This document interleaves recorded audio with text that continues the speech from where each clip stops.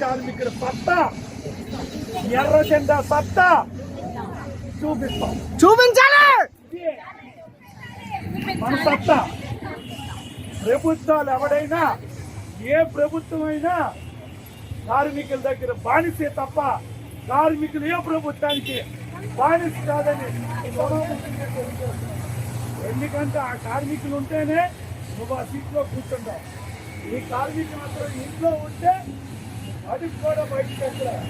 నీ కారు తోలే డ్రైవర్తో సైతం కార్మికులు, నీ ఇంటి కొంచెం చెత్త తీసుకెళ్ళే కార్మికులతో సైతం కార్మికులు.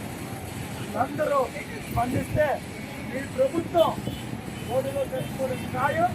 రేపు విశాఖపట్నం చంద్రబాబు వస్తున్నారు.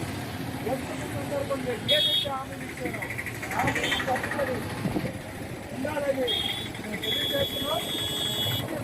కూడా ఆర్థిక వర్గం ఏదో ఒక్కబడి కార్యక్రమాలు చేయకుండా కార్యక్రమాన్ని మనకున్న లక్ష్యంతో ఏదైతే లక్ష్యంగా